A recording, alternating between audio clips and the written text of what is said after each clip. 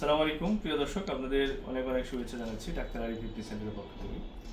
সম্মানিত পেশেন্ট হাফেজ জুবাইর আজ থেকে 54 দিন পূর্বে ওনার হাঁটুর এসিএল এবং মিনিসকাস অপারেশন করে দিয়েছি।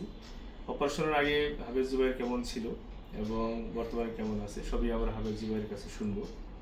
সাথে আছে আমি doctor M Ariful Islam, associate professor, জাতীয় অর্থোপেডিক হাসপাতাল পুনর্বাসন প্রতিষ্ঠান, যাকে আপনারা পঙ্গু হাসপাতাল নামে চেনেন।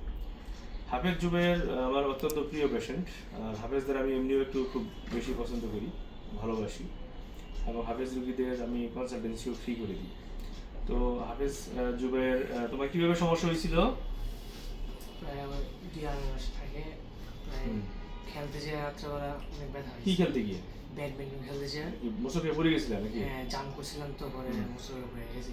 তারপর কি সমস্যা হইতো? পড়ে যাওয়ার পরে হঠাৎ করে পা একবার পেয়ে গেছে, মানে পা সোজা করতে পারতাম না, বেকা করতে পারতাম না, এত খারাপ। এই যে কথাটা বললো, এটা কিন্তু যখন বাকেট হ্যান্ডেল মিনিসকাস টিয়ার হয় তখন এই প্রবলেমগুলো হয়।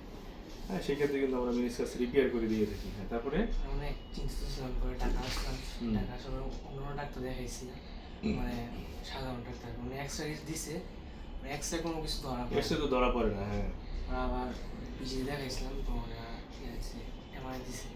এমআরআই দেওয়ার পরে আমি দেখতাম আবার পিজিতে অন্য পেশেন্টরা দেখতাম যে ওনারা হাঁটতে পারতো, এসিএল ছিঁড়ে গেছে তাও হাঁটতে পারতো, কিন্তু আমি হাঁটতে পারতাম না। মানে আমি তো বুঝতে পারতেছি না কে আমার তো এসিএল, ওনার এসিএল, ওনার শিখছে আমার শিখছে, কিন্তু আমি হাঁটতে পারি না কেন। আমার অনেক খারাপ অবস্থা ছিল, আমি অনেক মানে টেনশন ছিলাম, বাবা মা সবাই টেনশন ছিল যে কী হবে কী হবে। মানে একজন একজন বলছে যে আপনার কথা বলছিল, আপনারা আসলাম, পরে দেখালাম, আপনারা বলছেন সমস্যা নেই, অপারেশন করলে ঠিক হয়ে যাবে। পরে এখন অপারেশন করলাম, আলহামদুলিল্লাহ আমি অনেক সুস্থ আছি, আমি পুরোপুরি হাঁটতে পারি, কোনো সমস্যা নেই। নামাজ কালাম করতে পারো? হ্যাঁ, নামাজ এখন পড়তে পারি। মাত্র 54 দিন হয়েছে। হ্যাঁ, আরও 10 দিন আগের থেকে আমি এখন নামাজ পড়তে পারো? তার মানে 40-42 দিন পরে কিন্তু নামাজ পড়তে পারো। হ্যাঁ। বসত দেখি, হাঁটু বাস নামাজে বসো দেখি, নামাজ বসো। হ্যাঁ, আপনারা খেয়াল করেন যে এই অল্প সময়ের ব্যবধানে সে কিন্তু আল্লাহর রহমতে একবারে পুরা হাঁটু ভাস করে নামাজে বসে গেছে। হাফেজ মানুষ নামাজ না পড়লে তো হবে না।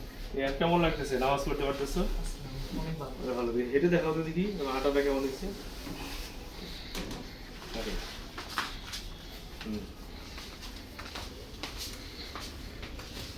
আসো, নিচে বসো দেখি, ঘুরে ঘুরে বসো, ওঠো, এখন বসো। প্রচুর সুন্দর, মানে হাঁটা চলা, উঠা বসা, নামাজ করা আমার সব করতেছে। এখন যে তুমি যে সুন্দর বসে নামাজ করতে পারতেছো, কি খুশি লাগতেছে না?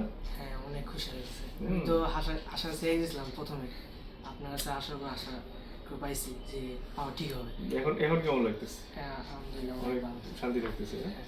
তুমি নামাজ পড়তে পারতেছো, এটা শুনে আমার খুব ভালো লাগতেছে যে রমজানে খুব সুন্দর করে তুমি নামাজ পড়তে পারতেছো। শুধু দোয়া করবা। তার আমি 20 টাকা দিয়ে পড়ে নিই। 20 টাকা দিব না? মাশাআল্লাহ, এটা ভেরি গুড। খুব ভালো লাগতেছে না?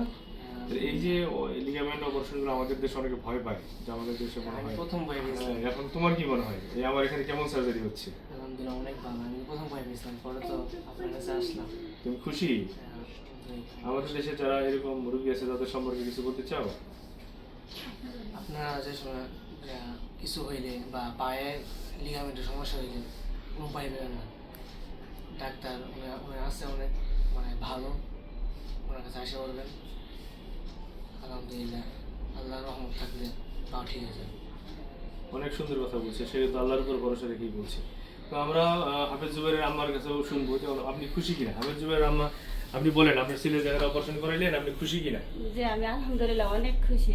আমি তো আমার ছেলে নিয়ে অনেক টেনশনে ছিলাম, যাকে এখন দেখি যে আমার ছেলে এত অল্প সময়তে অনেক সুস্থ হয়ে গেছে, ভালো, আমি অনেক খুশি। আপনারা সবাই হাফেজ জুবাইরের জন্য দোয়া করবেন, হাফেজ জুবাইর যেন পূর্ণাঙ্গ সুস্থ হয়ে বাকি জীবন কাটাতে পারে এবং মানুষের সেবায় কাটিয়ে দিতে পারে। আমার জন্য দোয়া করবেন, আল্লাহ যেন আমাকে নেক হায়াত দান করে এবং মানুষের কল্যাণে আমার সারা জীবন আমি ব্যয় করতে পারি। আপনারা সবাই ভালো থাকবেন, সুস্থ থাকবেন, সাথে থাকবেন। আসসালামু আলাইকুম ওয়া রাহমাতুল্লাহি ওয়া বারাকাতুহু।